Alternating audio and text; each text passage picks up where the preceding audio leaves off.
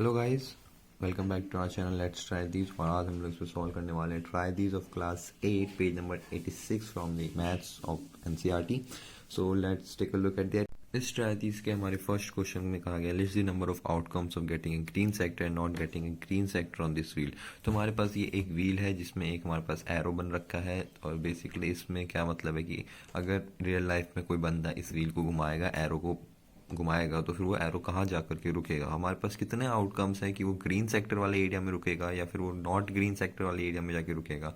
हम ग्रीन वाले sector area कौन से इनमें से जिसमें जिसमें जी जी जी लिखा हुआ है वो सारे ग्रीन सेक्टर एरियाज को रिप्रेजेंट कर रहे हैं, और इसमें से जो जो आर लिखे हुए हैं वो सारे रेड सेक्टर एरियाज मतलब कि नॉन ग्रीन सेक्टर एरियाज को रिप्रेजेंट कर रहे हैं।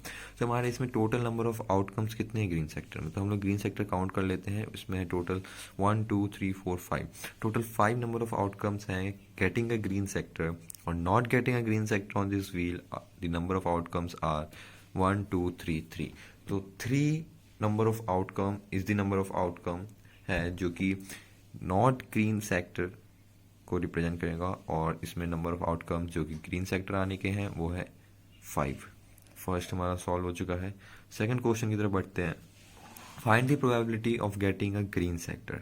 अब हमें प्रोबेबिलिटी फाइंड करनी है ग्रीन सेक्टर को फाइंड करने की। अब जैसा कि हमें पता है प्रोबेबिलिटी का तो फिर इस क्वेश्चन में हम लोग सबसे पहले प्रोबेबिलिटी का फॉर्मूला लिखेंगे, जो कि होता है number of outcomes divided by total number of outcomes. Let's write it. तो फिर ये हमारा फॉर्मूला है प्रोबेबिलिटी का नंबर ऑफ आउटकम और total number of outcome. Book में बहुत लंबा चौड़ा दे रखा है, लेकिन हम इसको शॉर्ट में डायरेक्टली ऐसे लिख सकते हैं। तो हमारा जो दूसरा क्वेश्चन कह रहा था find the probability of getting a green sector. So green sector कितने थे उसमें, 5 थे उसमें, और टोटल नंबर ऑफ आउटकम्स जो हो सकते हैं कितने सेक्टर थे उसमें, टोटल 8 थे। एक बार देख लेते हैं। जैसे कि इसमें है ग्रीन थे 5 और टोटल नंबर ऑफ आउटकम्स थे 8। तो फिर हम इसमें डायरेक्ट वैल्यूज पुट करेंगे और प्रोबेबिलिटी हमारी आ जाएगी, प्रोबेबिलिटी हमारी आ जाएगी ग्रीन सेक्टर की कितनी है।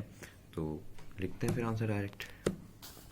हमारी प्रोबेबिलिटी है नंबर ऑफ आउटकम हो गए 5 और टोटल नंबर ऑफ आउटकम्स हो गए 8। सो ये प्रोबेबिलिटी है हमारी ग्रीन सेक्टर में आने की। ये हो गया आंसर हमारा सेकेंड क्वेश्चन का। थर्ड क्वेश्चन, और हमारा जो थर्ड क्वेश्चन है find the probability of not getting green sector, मतलब कि रेड सेक्टर हमें फाइंड करना है।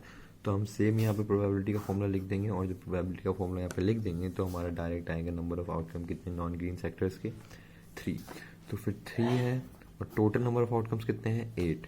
तो फिर हमारी probability of getting a not green sector is 3/8।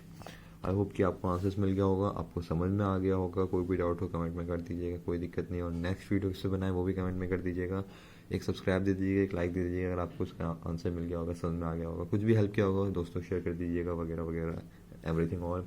Thank you and thank you very much. मिलते हैं अगले वीडियो में। जय हिंद।